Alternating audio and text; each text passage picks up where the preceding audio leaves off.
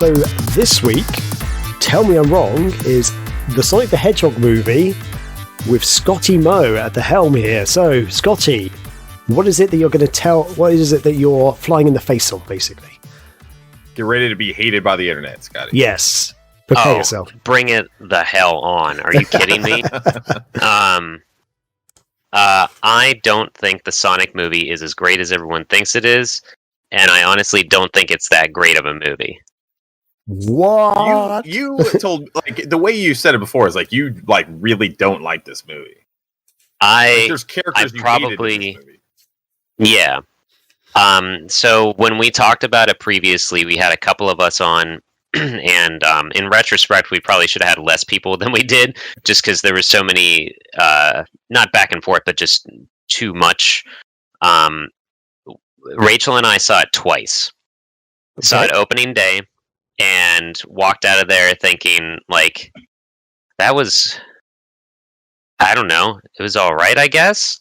And then we saw, like, the internet explode, thinking, like, this is great, finally Sonic's represented in a movie, and, like, how he should be. This is what the fans needed. This is amazing. Perfect timing. I'm glad they delayed it. We got the look that we wanted. We got all that. People lost their jobs, but we got Sonic. I'm not saying everyone was like that. So we thought, like, did we see a different movie? So we were just, like, so baffled that everyone loved it so much, and we walked out of there thinking, like, they could have put any other character in place of Sonic, and it's the exact same movie. And Rachel was like, "Yeah, we could just go watch Hop, because that's the other James Marsden CG talking creature buddy film." What's his what is his name? Something Brand. I don't know if he's English or if he's Russell Brand. Russell Brand does the voice of a rabbit in an Easter Bunny movie with James Marsden. Yeah. So it's again James Marsden, and people like put side by side the road trip photo of the bunny in the passenger seat, Sonic in the passenger seat. But so that was, all that crap. So we went and saw it a second time because I was like, let's give it a second shot. Maybe we went in too hyped up, too whatever. And for those that can't hear or can't see this, whatever, I have a Sonic tattoo. Just to clarify that I am a big Sonic fan, I guess. You hate him that much, like, you want to remind yourself every time. God damn it, that's the guy I hate. Right there, like Memento. On my skin, part of my body. Can't never get rid of this. Okay. I didn't think it was as great as everybody thought it was. I didn't understand why people thought it was amazing. I'm not going to sit here and say it's the worst movie ever, but I don't want this to also just be a complaint train which is now a phrase, I guess. I appreciate that they changed his design, but I did not enjoy the references left and right, like the pop culture references. Okay. I thought the characters in it, like the side characters, were kind of useless. I thought that the sister-in-law made the least amount of sense in the movie, because when we first saw it, I went to the bathroom and I came back and it was like her second scene showing up in the movie.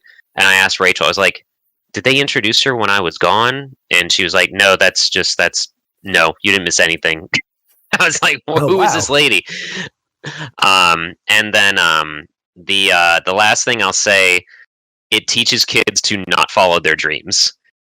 Because Tom wants to be a cop in San Francisco, and instead of following his dreams, Sonic convinces him to stay in this small town and settle, where you can jump people's cars and let ducks cross the street, and life is fine like that.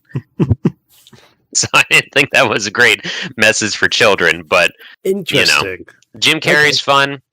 A lot of times it didn't make sense if you want, like, that's not Eggman, that's not Robotnik, but Ben Schwartz I dig. Ben Schwartz is an awesome person and comedian. And I don't have, like, a vendetta against it. I just legitimately don't understand why people thought it was a great film, because we thought it was just another animated buddy film. And other than his rings everywhere, like, you could have tossed any animal in there and it would have been the exact same movie.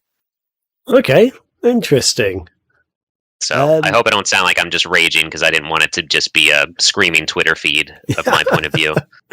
That's kind of the point of this thing. Let's bring it out there. Well, So, Chris, do you want to take this first, or like, how do you feel about this movie? Like, what is your opinion? Are you agreeing with Scotty? Has Scotty made some valid points? So you think actually he's right? Maybe it's not that great, or are you like, God damn it, that's the best movie I've ever seen? I think he makes some points, but there's also a lot that I do disagree with. First off, I don't think this is like the greatest movie in the world. I do think it played it very safe, and I think it played it safe. And it was a fairly generic story, I disagree that you could just take Sonic out and put any other thing in there, and it makes the same amount of sense, because there's a lot of the movie and the plot that hangs on Sonic's abilities and his speed and other things like that. And a lot of that is like a kind of a focus of different scenes, and it sets up for those scenes. Like the bar fight one is a good example, I guess. And other things like that. So I think that it made sense. I think the way they built this movie made sense for a general audience of people going to see a movie. Like, they didn't deviate too much. They didn't like focus like on these like super meta, plot points that no one else is even going to understand. I think that it laid out the story. It was logical in the sense that Sonic had a goal and he needed to get there, and Robotnik, you understood like what he was doing. So I think what the biggest thing was is that people expected this movie to be so bad with the design of Sonic. Yeah. They thought it was just going to be so just terrible. And it was kind of weird because I think they unveiled it at the right time. The redesign of Sonic is what I'm referring to, because that got people back into it. And then the movie came out, and it was actually a decently solid movie. And I think with that new wave of enthusiasm and positivity that people had coming into the movie, based on the reveal of the new design, I think that helped a lot. And it just was word of mouth that continued to spread, because if I remember correctly, like, it was doing really well. I think it topped the box office at least 2 or 3 weeks in a row, I believe. And it destroyed Birds of Prey, the Harley Quinn movie. People were trying to review bomb it. I think a lot of that too was just the name of the Harley Quinn movie. It was terrible. That's their own supersonic acrobatic rocket power battle cars. Yeah, they got too cute with it. But yeah, no, it was. I mean, you do also have to give credit to the Sonic movie for doing that as well. And so I mean, I can understand where you're coming from, Scotty, but for me, I enjoyed it. And I think they did what they needed to do with this movie. It made a crap ton of money, and there's going to be a sequel now. So on the money front. Oh, I was going to say, on the money front, just so anyone listening or watching, the budget was apparently around between $81 to $95 million, and it took, from the box office, over $300 million. So commercially, it was a success, which is pretty damn impressive, actually, I think. And so, Valentine's Day over here. Did it release on Valentine's Day for you, Graham? It did as well, yeah. So, yeah, it released on Valentine's Day this year. That's the crazy thing. It was released only a few months ago. Wait, what? The last movie a lot of people saw before the pandemic. The last movie, exactly. 2020, people saw in theaters. It's nuts. Mid-February. So long ago. I thought this was last year, honestly. Yeah, I really did. It's nuts. That's crazy. I actually do want to touch on what Chris said, because you have a good point, and it does put it into a lot of different perspectives where before it was even any press or anything was out, it's a video game movie. It's gonna be a dumpster fire. I'm on the internet. Mario Brothers is actually good.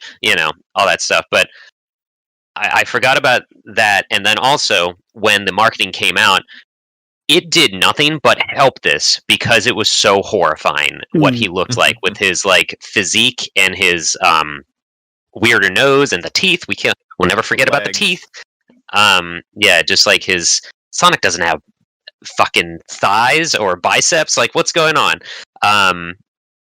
But I forgot about that. So it's kind of like the bar was already like if this is where the movie ended up, or if like this is where the movie ended up being, like first it was here, but then it's like, oh, video game movie.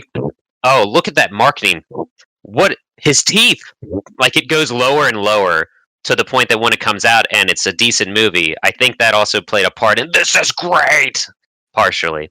I'm not going to give them credit for being being all these many steps ahead of everybody. I think they stumbled ass backwards into this, and this was not some part of master plan like a lot of people were suggesting, that this was the original design all along, and this was just a marketing stunt. I think a lot of it just played out. Nobody just does the that. way they said is that okay, like we're gonna take everyone's feedback. Maybe they did have a design that was more like that conceptually early on, and they decided to go a different way with it, and then they kind of went back to that design and fleshed it out, and then that's kind of what we saw. I'm not going to give them the credit. Well, that's the thing too, and Rob, Sketchcraft mentioned this when we talked about it as well. Like, no one in their right mind would put out a bad-looking thing in hopes that it explodes like this. And the proof in the pudding is that there was no shirts, like no toys, nothing for this movie. No merchandising for a Sonic the Hedgehog movie. Stuff that Sega's still putting out from like that looked like him in '91. You're telling me that they did this on purpose, and then there's no toys or shirts or anything for the new Sonic look? Like, yeah, they definitely did not plan on, guys, you know what? Let's tattoo a swastika on his arm. Let's see what happens then. You know? It's not, nobody does that stuff on purpose. Yeah. What are your thoughts, Graham? So I actually rewatched this today, a few hours ago before the show, just to refresh it in my mind. I've seen it a couple of times already, so it's now my third time I've seen it. And honestly, I still really like it. I'm on the same page as you guys saying it's not the greatest movie ever made. However, I think it's a very fun family movie that is just, I don't expect a huge amount from these sort of family movies. I always expect a simple plot, sort of good guy, bad guy. For whatever reason, the bad guy wants to do something to the good guy or stop the good guy, or the good guy has to stop the bad guy from doing something. Very simple plots. So I'm happy with that. I think it works with what the Robotnik character kind of makes sense, because I feel like because they're almost introducing the characters into this movie, and even though we kind of know about them, the way Robotnik is portrayed, I think, is really good, because it fits in with the fact they're in a human world, whereas in the original Sonic games, like Sonic 1, Sonic 2, Sonic 3, you're kind of in Sonic's world, so Robotnik's just like almost invaded that world in a sense. So it's a little bit different, it's a little bit flipped around. And I really like Jim Carrey's portrayal of Robotnik, even though it's not necessarily quite the same as what you see in the original video games. He's not a big fat guy, but I like what they did with him, and I think he actually does it very well. I thought that Sonic was great. Ben Schwartz, I think he did a great job as portraying Sonic. I just thought it was very humorous. I like the humor behind it, and I like the way that Sonic kind of is he's almost like a small child, like teenager, kind of the way he behaves and stuff, and his outlook on life. I think is really good. I actually really enjoyed all the pop culture references, and I like the thing about that I liked about them was it wasn't too heavy. So it wasn't like you have to know about the video games to find some of the jokes funny. For example, like when he reads the Flash comic book and stuff, like, a lot of people know about the Flash. He's a fast character. So it's just kind of funny that, a fast Sonic being a fast character is reading a comic book about a fast character. There's loads of like little in jokes about the Sonic games and stuff, which are just kind of funny. For video game players, we're like, oh, look, that's that. I know about that, but other people watching it won't get lost. They won't think that's really weird. Why do they add that in? It kind of feels natural to the movie.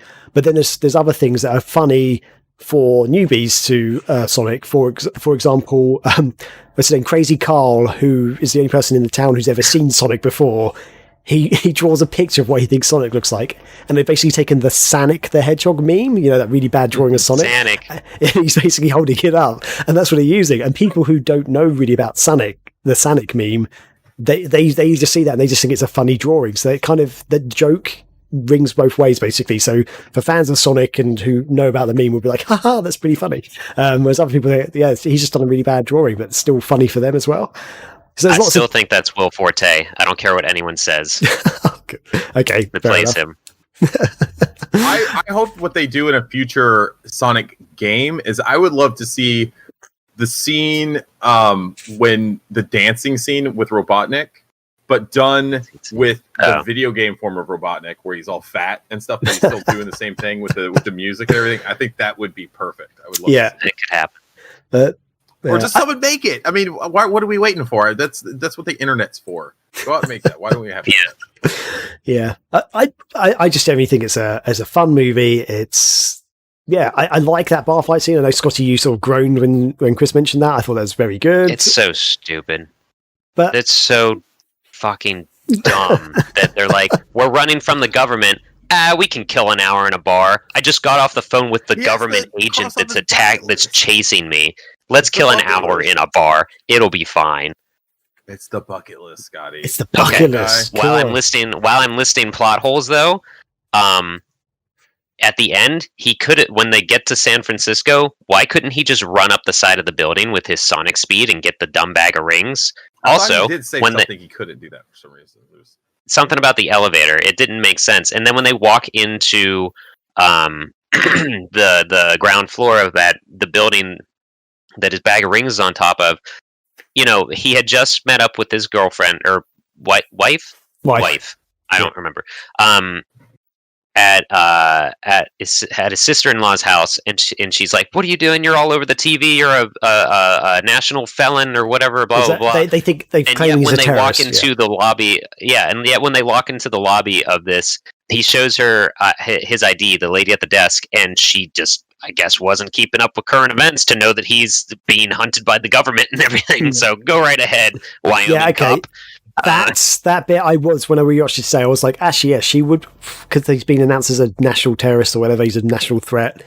That bit I was a bit like, pre-COVID or LA.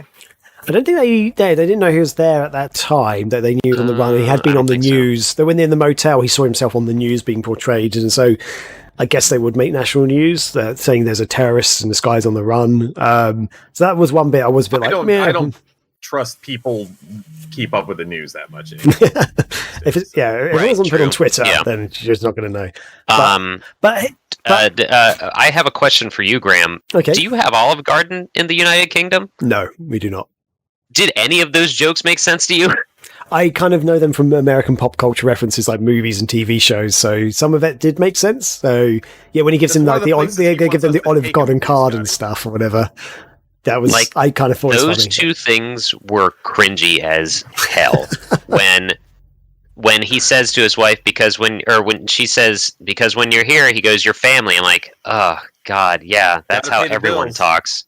And then the end, when the government agent shows up and he's like, and he gives them a $50 Olive Garden gift card, and he's like, have you tried the pasta bowl, or have you tried the never ending pasta bowl? I'm like, fucking drop dead. This isn't funny.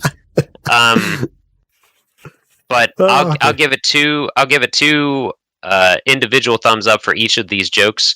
Jim Carrey's when he says, I was spitting out formula when you were spitting up formula, and James Marsden goes, well, I was breastfed, so and Carrey goes, good. Or he's like, nice, rub that in my orphan face. I actually laughed at that line, and the other Jim Carrey line I laughed at was when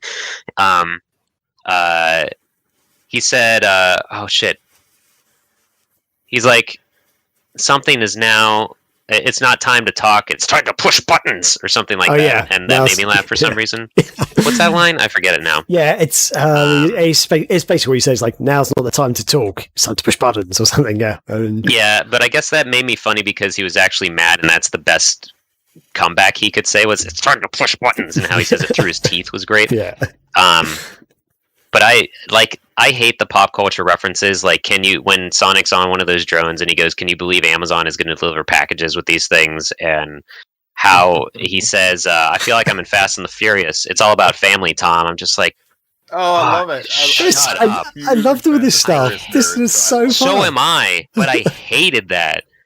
I snickered when he landed on Robotnik's Badnik thing going towards him, and he's like, hi, I'm Sonic. Welcome back to my live stream. Like, for a second, I was like, that's funny. And I was like, on 10 years, that's not going to mean anything. But I thought it was great, and I love the bit when Sonic's sort of he's getting like the blue electricity around him, like when they're in the car chase bit, and he basically like flies off the car because James Marsden like accelerates, and he sort of falls off the car, and in midair he spins, and then Spit rolls into the vehicle, like, and destroys the vehicle, and he's like, "How are you still alive?" He's like, "I've got no idea." Like, I thought that was actually quite funny because it's just and then he made another joke like when James Marsden was like going to like hit the robot thing afterwards. He's like, "Hey, why don't you try rolling into a ball? That seems to work." Like, I just thought it was quite good. So all that stuff, I flossed. And that's the one thing I didn't like was the flossing. I don't know why that just annoys me. The whole flossing thing in the world Everyone just hates annoys me. now. That's the thing. I'll take a dab over floss any day. Yeah, indeed. I'm still not a huge fan of dabbing either. I'm just like, I don't get why it's so good. But yeah, I remember you tried to start flossing during the marathon, and I yelled at you I said no flossing in this fucking house or something like that. I will say though, I mean, for as many dumb, stupid scenes there are in this movie, and I mean, you guys pointed out a lot of them. Sorry. I do think there's some good scenes as well. Like I really loved the scene with Sonic at the baseball field. And just him, like, you got a sense of like his loneliness, and he's just out there kind of playing with himself. That wasn't bad, literally, but and then you also saw, you know, his speed and like what all it could do. I mean, it caused like this massive like blackout. But I thought I felt bad for him. Yeah, at that scene, you know, and it. I think pretty cool. I think the movie for me became insufferable when Sonic started interacting with humans. Right. I think that was because that's the problem with a lot of these movies, though. When you have a mixture of live action and like animated, is, you know, how well does that other side mesh with the humans? And oftentimes it's the humans that are the crappy part, you know. Yeah, and that's, you know, that's not. Yeah, it's not really fair to criticize that, but yeah, I just didn't like how he interacted with how Sonic did, like the catchphrases and all that crap and whatever. But I'm hoping that in the next one there's more CG and then they go to Sonic's world or whatever. We can talk about that another time, what we want of the sequel. But I would be interested, Scotty, with like you saying, you know, like with everything you said about this one, if they did make a sequel, like other than just the setting, like what would you want to see that would make it be kind of the movie that you would say, like, this is actually a really good sequel? Well, one last thing I do want to say is two things that I enjoyed was the credits done in a 16-bit style was really cool. The Tails teaser at the end, post-credit, it was like mid-credits or whatever. It was weird that Tails' Tails became 2 from 1. Because I've never seen that happen anywhere. I don't know. I didn't catch it the first couple of times. I don't know if you caught it this time, Graham. No, I didn't actually. Because it definitely, like, when he's standing there and the camera's facing him, you see that he has one tail, but then when the camera goes behind him and he jumps, right before he jumps off, it splits into 2, and then he flies. And also, I didn't notice until this viewing that he, like, is going crazy fast when he's flying, like Sonic levels of speed, which doesn't make sense. Maybe they equate to that somehow. It was very cool seeing Tails. Like, that got me excited for the end, and seeing Robotnik slowly lose his sanity. I will agree that I think they did interject Robotnik in a good way, because otherwise why would there just be this random really smart guy making robots? They could have done it. This is a different tangent, but they could have gone like the more modern but less coherent route as they did with Mysterio in the newest Spider-Man movie, and he's just got a lot of drones. You know, that's another topic for another day. But what I'm saying is they could have made Robotnik way less believable as this actual human being. I think in a sequel, I would like more CG stuff, and I would like less human characters just overall. As a blanket statement, I would love to see more of the echidnas, of course, since Knuckles is my boy.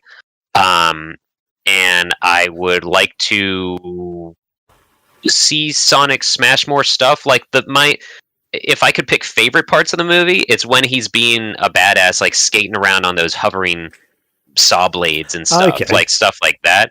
I would if the whole movie was that, I'd be fine with it. Just him hopping on stuff and bouncing off crap and whatever. That's fair. You know? I mean, yeah, I mean, I would love just to see the next one set all in Sonic's world, and because the opening bit where you saw him in Green Hill Zone, and that was so awesome. Like just seeing him run That's around another thing, though. What are they going to call that? Because he was in Green Hills on planet Earth. I don't know. Well, That's getting super nitpicky. I'm sorry. How like our world gets fused with his world, and Green Hill Zone is now transformed into modern Green Hill Zone or something. He goes to Brooklyn. He follows this chick named Daisy. She falls into a wall for some reason, and bada bing, bada boom. There's dinosaurs. Oh dear. One other bit I just want to mention that I really enjoyed, and it made me laugh again watching it today, was the bit when suddenly like Sonic's like looking at the camera and he's like, "So, you're the best friend," he keeps talking about, and it just cuts back to the dog just sitting there going, I don't know why I love that bit, because it's so good. I did catch one more thing. I'll give them credit. When the sister-in-law, when he barges into her house and he has Sonic in like a satchel or something, and she's like, "What do you got in there? Is it plutonium? Emails? What do you got?" Like, I was like, oh my god, I haven't thought about Hillary and her emails since before that movie, so what's happening? Whatever. I don't know. I just didn't my overall statement, I don't want to sound like I am the perfect Sonic fan. This did not apply to me, because if they went and like showed up like, oh, there's Princess Sally Acorn, that's not going to appeal to the masses. Nobody's going to know what's going on. I want two things in the next movie. All right, more of Sonic's world. Get Jaleel White in there somehow. Get him in there somehow. He did the voice of Sonic for so much of the 90s. Just toss him in there some way, shape, or form. Even if it's like, I saw, I'm going to steal Andre Black Nerd Comedy's idea. If they somehow got either Shadow or Metal Sonic in there, it would make sense, honestly, if Robotnik's been stranded forever and he's got all this time and he somehow creates a Metal Sonic because he's obsessed with Sonic now to make him fight him, or maybe even make that happen. He gets destroyed real quick. Oh, surprise, I've been messing around with genetic engineering. Here's Shadow. Yeah, this is the one time I'll say maybe put Shadow in something. I would love to see Metal Sonic as being like the kind of the main bad guy or whatever. Aside, I'd love to see how they pull that off. Robotnik, but that would be really cool. And then maybe tease Shadow at the end to set up a trilogy. Well, they could do it where he teams up with Knuckles for most of the movie. Like Eggman teams up with Knuckles for most of the movie, because in Sonic and Knuckles has been tricked into believing that Sonic is the bad guy, so he could somehow do that for a movie and stuff. I think that could work. That could be fun. Get Knuckles in there that way. Wait, I meant that he like takes his place or whatever. So, as in, like, the sort of kind of storyline for Sonic and Knuckles in Sonic 3 was that Robotnik had basically tricked Knuckles into believing that Sonic was the bad guy, as it were. So that's why Knuckles is kind of against Sonic. I'd be fine if that's how they introduce him. Yeah, because I think that could be quite a fun way to introduce him and stuff. Like, maybe that could be for the third movie. I don't know. I would like to see Robo Sonic appear. Not Metal Sonic, Robo Sonic from Sonic 2, because no one ever talks about him anymore. Oh, okay. The little silver, or like sometimes called him Silver Sonic, the one who actually looks... Yeah. I really liked him. But he's never in any games, and no one talks about him. The poor guy. Anyway, he lasted a while in the comics, in the Archie comics, if I remember the plot correctly. But that's another thing for another time. Yeah, but so just to wrap this up, I guess in a way, Chris, has Scotty convinced you that the Sonic Hedgehog movie is actually a bad movie, or no? No, I'm still going to say it. I think it's a fine movie. It's not great, but I think it did what it set out to do. It made a crap ton of money, and we're getting a sequel. So I'm afraid that if maybe it went the other way and like focused too much on traditional Sonic fans, I don't know if it would have made that much money. No, I don't think it would have. We'd be getting a sequel, and so yeah. I don't know. See, this for me, this is kind of almost final thoughts, I guess. I felt this is a good balance for Sonic fans. That's what those references did. They helped Sonic fans and stuff, but also just introduced maybe new people to it, or just people who might just know about Sonic, but they don't really care about the games and other stories so much. So it's kind of just a good down the line. As you said, Chris, earlier, they kind of played it safe, but I think that worked really well for this. But Scotty, I assume anything we said that didn't change your mind either. You still think it's not a very good movie? Chris reminded me that the bar was set low to begin with, so for it to, I guess it would take more for people to not like this movie than like it where it came from eventually, if that makes sense. Okay. I have not. Okay, I am very materialistic. I have not bought this movie, and Wow. I will. Somehow comes in a 2-pack, and the next one stars Knuckles. That's what I'm speaking with my wallet harder than anything. I just don't think it was that great. Yeah. Okay. Fair enough. So, but I appreciate you guys having a calm and collected debate on it, because this is probably the most polite discussion that's ever happened about a Sonic movie on the internet. I will say one other thing related to this, because Ben Schwartz is awesome. I highly recommend everyone watch the Polygon interview with him, and I forget the dude's name. I'm sorry, but it's hilarious. The chemistry they have is great in that. Yeah, Polygon interview with Ben Schwartz. Brilliant. Cool. So I guess that wraps it up and wraps up the show for this week, everybody. So thanks for watching. I hope you had fun. I hope you guys enjoyed it. Yeah. Catch you later. We're out.